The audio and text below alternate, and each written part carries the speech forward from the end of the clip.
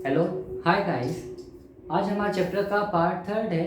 Chapter 5 periodic classification of element, as you all know that.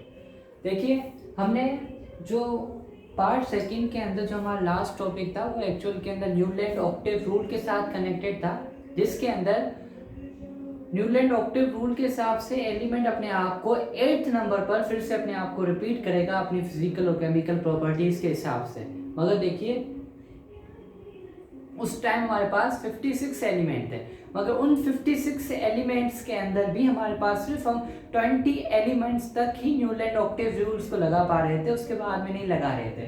तो अब देखिए, उसके बाद देखो थर्ड नंबर पे आता है मेनली प्रेडिक्टेबल। ये बेसिकली हमारा पार्ट थर्ड है, पार्ट थर्ड वीडियो का पार्ट थर्ड है, ठीक है।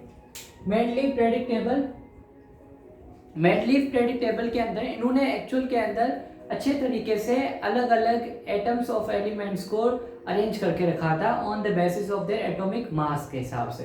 देखो, उस टाइम के हिसाब से 63 नॉन एलिमेंट थे और उन्होंने एटॉमिक मास को एज अ फंडामेंटल प्रॉपर्टी उन्होंने अज्यूम किया था। उन्होंने ये कहा था कि बेसिकली एटॉमिक मास एक ऐसी प्रॉपर्टी है किसी भी एटम की जो किसी और चीज के ऊपर बेसिकली वो फंडामेंटल प्रॉपर्टीज है जो किसी और चीज से नहीं होती, वो उसी के ही कंट्रीब्यूशन के कारण होती है। आगे चलकर हमारे को ये पता कि एटॉमिक मास नहीं, एटॉमिक नंबर फंडामेंटल प्रॉपर्टीज होती है किसी भी एटम की, वो आगे चलकर पता चला। मगर उन्होंने ऐसा एटॉमिक मास को फंडामेंटल प्रॉपर्टी सपोज कर और पीरियोडिक टेबल के बारे में बताया था। उस टाइम हमारे पास 63 नॉन एलिमेंट्स थे, मगर उन्होंने सारे के सारे एलिमेंट्स को क्या कर दिया था, अपने ग्रुप के अंदर कंसीडर कर दिया था। और सबसे बड़ा देखो, सबसे बड़ी बात ये थी कि जिस टाइम मेंडलीव ने पीरियोडिक टेबल दिया उस टाइम नोबल गैसेस हमारे पास नोन नहीं थी। क्यों नहीं थी? जो मैंने आपको पहले बताया वो का वो सेम आंसर है, क्योंकि नोबल गैसेस बेसिकली एटमॉस्फेयर के अंदर बहुत ही कम अमाउंट में पाई जाती है, इसी वजह से उन्हें ट्रेस करना बहुत ही ज़्यादा मुश्किल होता है। और यही रीज़न था उस टाइम हमारे को, उसी टाइम उनके पास नोबल गैसेस के बारे में कोई भी नॉलेज नहीं थी, इस वजह से उन्होंने अपने पीरियोडिक टेबल के अंदर नोबल गैसेस को कंसीडर नहीं किया। सबसे मज़ेदार बात क्या है, जब नोबल गैसेस नॉन हुई और अगर हम नोबल गैसेस को इनके पीरियोडिक टेबल के अंदर पुट कर देते हैं तो कोई भी अरेंजमेंट के अंदर छेड़छाड़ नहीं होती, जैसी अरेंजमेंट है हूबहू वैसी की वैसी अरेंजमेंट ही रहती है। तो ये सबसे बड़ी इनकी कैरेक्टरिस्टिक्स प्रॉपर्टी थी कि नोबल गैसेस को हम इनके पीरियोडिक टेबल के अंदर डाल भी सकते हैं और विदाउट एनी चेंजिंग करने के कारण। अब उन्होंने क्या लॉ दिया था वो अभी हमारे को पढ़ना है। सबसे पहले उन्होंने ये बोला कि बेसिकली किसी भी एटम की केमिकल एंड फिजिकल प्रॉपर्टीज होती है वो periodic function of the atomic mass से होती है। सबसे पहले उन्होंने ये बोला था कि एटॉमिक मास एक फंडामेंटल प्रॉपर्टी है। नेक्स्ट ये बोला कि जो भी उनकी फिजिकल एंड केमिकल प्रॉपर्टीज है वो पीरियोडिक फंक्शन है इनके एटॉमिक मास। पीरियोडिक फंक्शन क्या होता है कि वैसे अगर कोई भी चीज एक टाइम के बाद में, एक पीरियड के बाद में रिपीट होती है तो उसे हम क्या बोलते हैं, पीरियोडिक फंक्शन कहते हैं। जैसे न्यूलैंड के अंदर देखो, आफ्टर 7th नंबर के बाद में 8th नंबर पर एलिमेंट में सेम फिजिकल और केमिकल प्रॉपर्टीज रिपीट हो रही थी। तो अभी एक पीरियड के बाद में अगर कोई भी चीज रिपीट होती है तो उसे अपन क्या कहते हैं, पीरियोडिक फंक्शंस कहते हैं। तो इन्होंने ये बोला कि जो भी फिजिकल और केमिकल प्रॉपर्टीज एटम्स के अंदर रिपीट होती है वो पीरियोडिक फंक्शन होती है उनके एटॉमिक मास के। एटॉमिक मास के कारण ही उनकी फिजिकल और केमिकल प्रॉपर्टीज बार बार हमारे पीरियोडिक टेबल के अंदर अलग अलग एटम्स ऑफ एलिमेंट्स की रिपीट होती है। उन्होंने यही सपोज किया था एटॉमिक मास बेसिकली एक फंडामेंटल प्रॉपर्टीज है। अब उन्होंने अपना पीरियोडिक टेबल बनाने के लिए एक और देखो कंट्रीब्यूशन की। उन कंट्रीब्यूशंस के अंदर उन्होंने क्या बनाया, बेसिकली उन्होंने हॉरिजॉन्टल रोज बनाए और वर्टिकल ग्रुप्स बनाए। जो हॉरिजॉन्टल रोज है उन्हें अपन क्या कहते हैं, उन्हें हम पीरियड्स कहते हैं। और वर्टिकल कॉलम्स है उन्हें हम क्या कहते हैं, ग्रुप्स कहते हैं।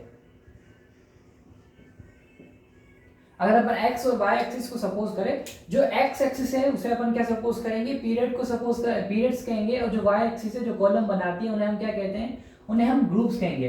बेसिकली उनके पीरियोडिक टेबल के अंदर 7 पीरियड्स थे और 8 ग्रुप थे। जैसे आप आज भी मॉडर्न पीरियोडिक टेबल देखते हो, जो उसके अंदर पीरियड और ग्रुप का जो कॉन्सेप्ट है वो मेंडलीव भाई साहब ने दिया था और उन्होंने ही परंपरा आगे आज तक चलती ही आ रही है। तो इन्होंने बहुत अच्छे तरीके से दिया था और भी बहुत सारी चीजें दी थी जो आज भी हम मॉडर्न पीरियोडिक टेबल के अंदर फॉलो करते हैं। बस कुछ अरेंजमेंट या कुछ चेंजिंग करने के बाद में।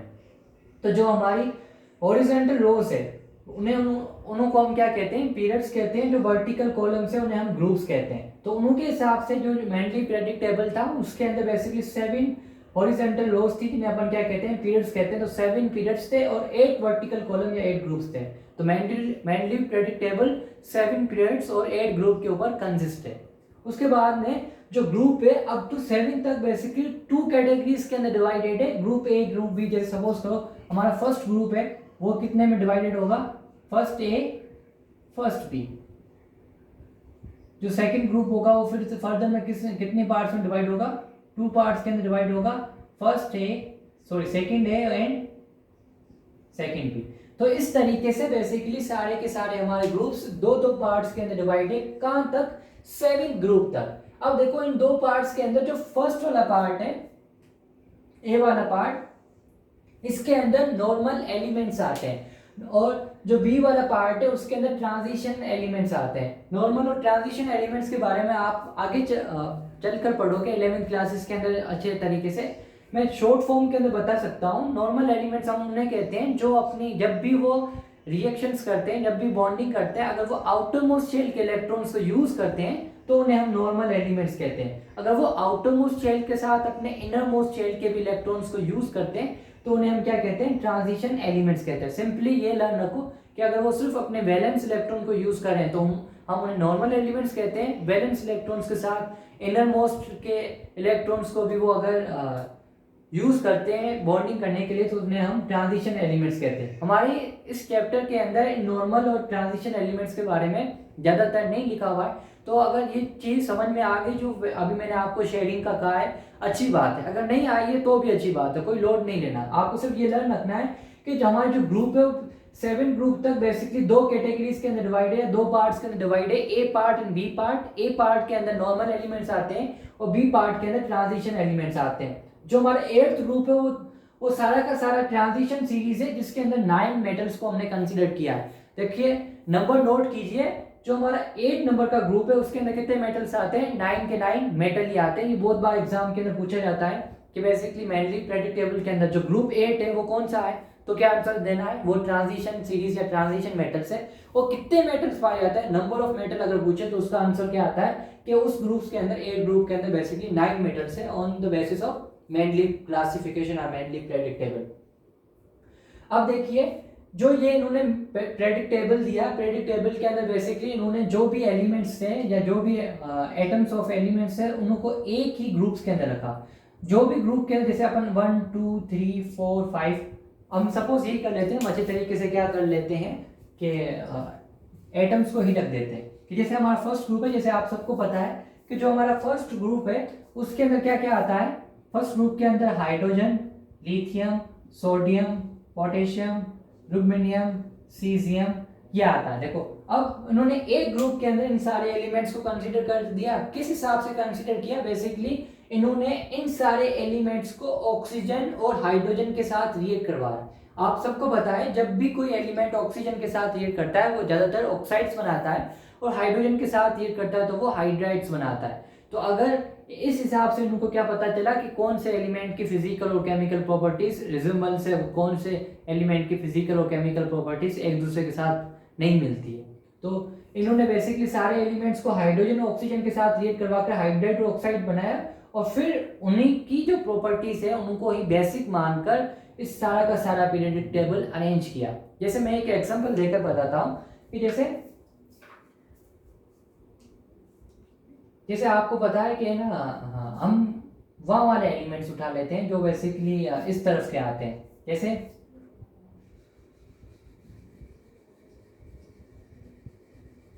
सेवेंटीन ग्रुप के एलिमेंट आप सबको पता है, 17 ग्रुप के अंदर क्या क्या आता है, फ्लोरीन, क्लोरीन, ब्रोमीन ये आते हैं। अगर फ्लोरीन एक्चुअल के अंदर फ्लोरीन अगर हाइड्रोजन के साथ रिएक्ट करता है तो क्या बनाता है, HF बनाता है। क्लोरीन हाइड्रोजन के साथ रिएक्ट करता है तो क्या बनाता है, HCl बनाता है।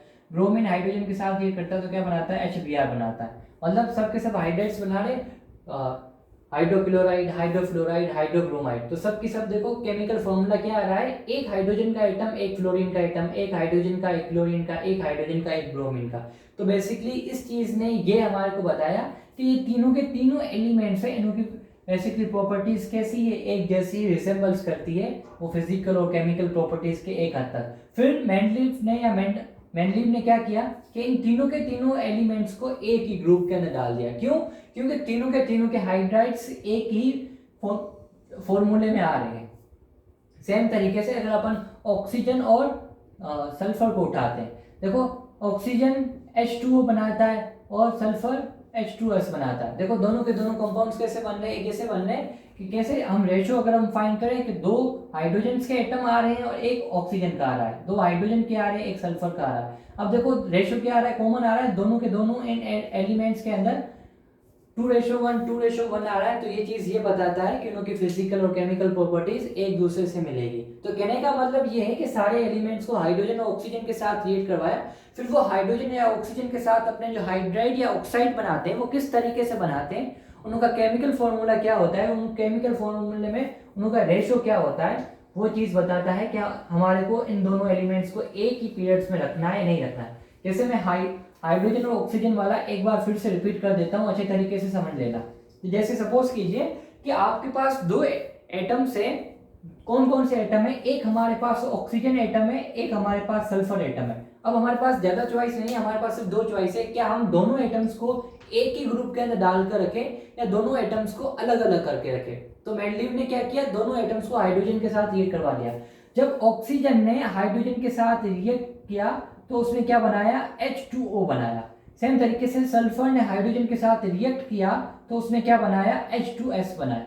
देखो दोनों के अंदर एक सिमिलरिटीज आपको दिखाई दी कि ऑक्सीजन एटम दो हाइड्रोजन के साथ कंसीडर्ड है, सल्फर भी दो हाइड्रोजन के साथ कंसीडर्ड है। मतलब अगर दोनों रिएक्ट करना चाहते हैं तो दोनों को दो हाइड्रोजन एटम की रिक्वायरमेंट पड़ती है।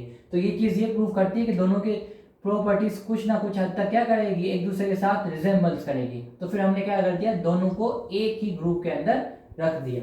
तो यही सबसे अच्छी और पॉइंट थी मेंडलीव की, और इसी हिसाब से इन्होंने सारे एटम्स ऑफ एलिमेंट्स को, जो नॉन एटम्स थे एलिमेंट्स के, उन सबको बेसिकली कैटेगराइज करके रख दिया। यहां तक समझ में आ गया। अब देखो हम आगे चलते हैं, ये बेसिकली क्या क्या उनकी अचीवमेंट थी। अब देखो ये अचीवमेंट होने के अलावा कुछ और भी अचीवमेंट थी बेसिकली।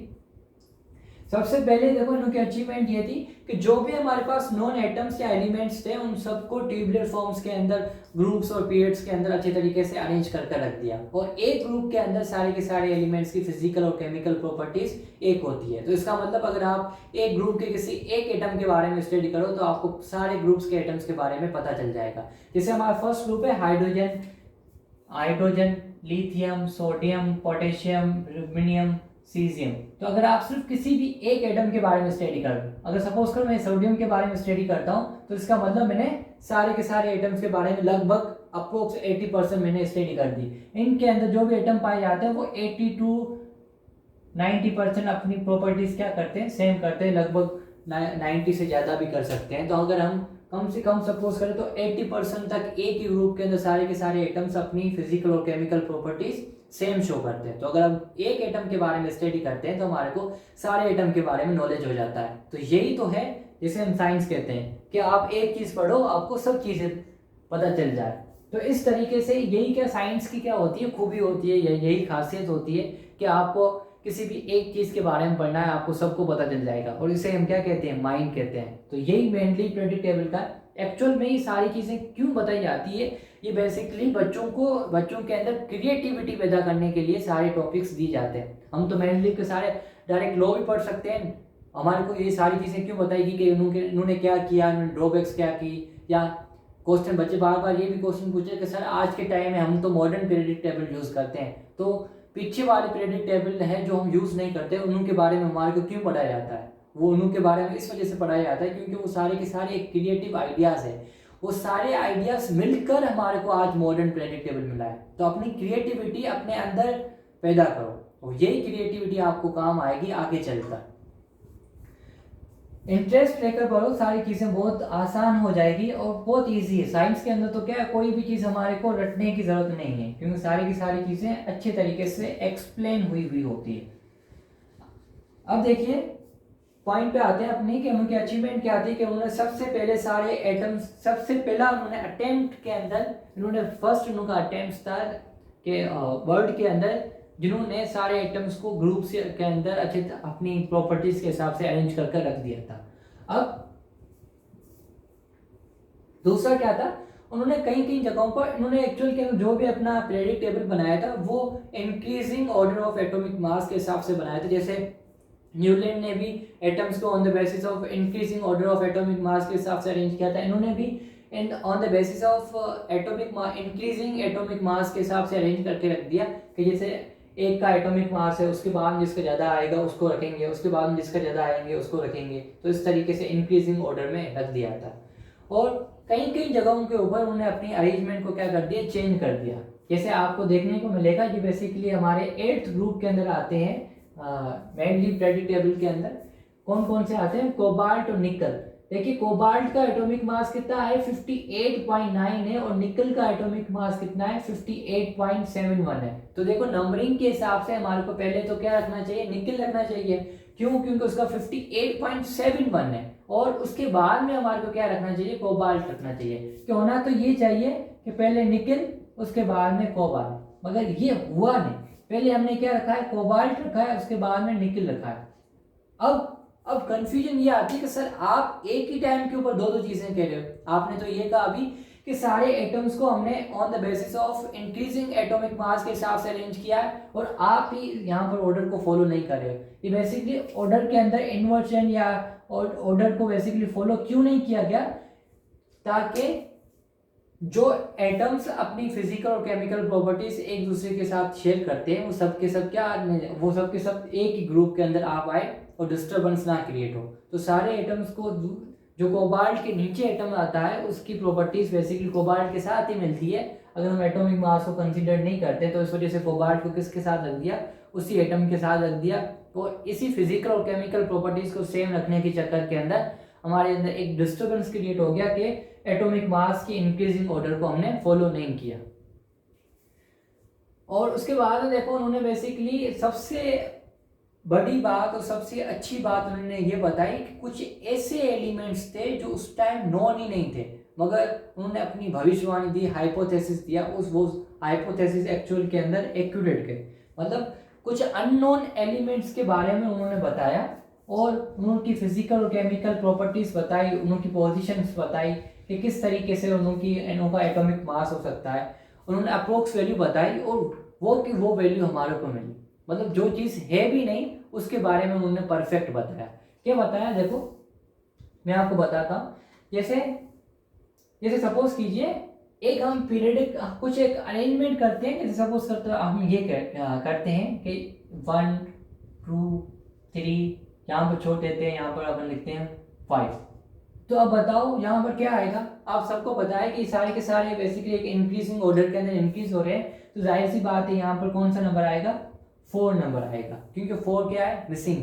तो सेम तरीके से जब उन्होंने अच्छे तरीके से एटम्स को अरेंज कर कर रखा तो कुछ ऐसी जगहें थी जो खाली पड़ी थी। तो जो एम्प्टी स्पेस थी, उन एम्प्टी स्पेस के अंदर उन्होंने कहा कि इन एम्प्टी स्पेस के अंदर आने वाले टाइम के अंदर हमारे को नॉन एलिमेंट मिलेंगे। जो एलिमेंट प्रेजेंट तो है मगर अभी हमारे पास इतने रिसोर्सेज नहीं है उस टाइम के हिसाब से जो हमें पता है। और फिर बाद में पता चल गया। कैसे, देखो पता चला, जैसे यहाँ पर एक एग्जाम्पल दिया हुआ है। उन्होंने बेसिकली एल्यूमिनियम के नीचे एक जगह छोड़ दी, किसके लिए, गैलियम के लिए उन्होंने एल्यूमिनियम के नीचे जगह छोड़ दी। अब देखो मैंने आपको अभी बताया कि ग्रुप के अंदर जो भी एटम्स आते हैं उनकी फिजिकल और केमिकल प्रॉपर्टीज एक जैसी ही रहती है। और उन्होंने ये रखा जो चीज़ बेसिकली नहीं पता थी उस चीज़ को रिप्रेजेंट करने के लिए उन्होंने एक इक्का प्रीफिक्स का यूज किया। इक्का बेसिकली एक संस्कृत वर्ड है जिसका मतलब क्या होता है, सिमिलर होता है। तो उन्होंने इक्का का यूज किया। अब इक्का बेसिकली क्या रिप्रेजेंट करेगा कि उस जैसा ही होगा, मतलब लगभग वैसा ही होगा। जैसे हमारे पीरियोडिक टेबल के अंदर ऊपर तो क्या आता है, एल्यूमिनियम, और नीचे वाली क्या जगह कोई एलिमेंट आता ही नहीं। तो उन्होंने ये बोला कि जो यहाँ पर अब उस टाइम के हिसाब से हम कंसीडर करके चलते हैं कि उस टाइम के हिसाब से यहाँ पर हमारे को पता ही नहीं है कि कोई एलिमेंट है। तो उन्होंने ये बोला कि जो एम्प्टी स्पेस एल्यूमिनियम के नीचे खाली है, जो एलिमेंट कोई है ही नहीं नॉन एलिमेंट, उसको अपन क्या बोलेंगे, इक्का एल्यूमिनियम बोलेंगे। मतलब एक ऐसा एलिमेंट जो एल्यूमिनियम जैसी प्रॉपर्टीज रखता है। और उसका बेसिकली उन्होंने बताया कि उसका एटॉमिक मास 68 के आसपास होगा। उसका ऑक्साइड का फॉर्मूला कैसा होगा, E2O3। ई का मतलब जो एलिमेंट हमारे को मिलेगा आने वाले टाइम के अंदर, और फॉर्मूला ऑफ क्लोराइड क्या होगा, ECl3 होगा। अब देखो फिर कुछ टाइम के बाद में, ये तो मेंडलीव ने बात की, फिर कुछ टाइम के बाद में जैसे रिसोर्सेज बढ़ने लगे तब हमारे को एक न्यू एलिमेंट मिला जिसका नाम हमने क्या रखा, गैलियम रखा। देखो गैलियम का एटॉमिक मास फाइंड करने के बाद में क्या है, 69.7 आ रहा है। इन्होंने कितना बताया था, 68। देखो मतलब एक की डिजिट का क्या आ रहा है, एक या दो डिजिट का डिफरेंस आ रहा है, अप्रोक्स सेम वैल्यू आ गई। 68 और 70 लगभग एक ही वैल्यू होती है, तो एटॉमिक मास क्या हो गया, सेम हो गया। उन्होंने बोला कि फॉर्मूला क्या होगा, E2O3 होगा। देखो फॉर्मूला क्या हो गया, Ga2O3 हो गया। ई बेसिकली क्या रिप्रेजेंट कर रहा है, unknown element on that time. और अभी हमारे को पता चल गया वो अननोन एलिमेंट क्या है, गैलियम है। और अब देखो गैलियम का फॉर्मूला क्या बनता है, Ga2O3 बनता है। तो ये चीज ये रिप्रेजेंट करता है, बेसिकली ये चीज क्या रिप्रेजेंट कर रहा है कि इनका ऑक्साइड का फॉर्मूला वो का वो है जो हाइपोथेसिस मेंडलीव ने दिया था। क्लोराइड का फॉर्मूला भी क्या बनता है, GaCl3। उन्होंने क्या बोला था कि वो बेसिकली अगर एलिमेंट मिला तो वो ECl3 बनाएगा। वो क्या बना रहा है, GaCl3।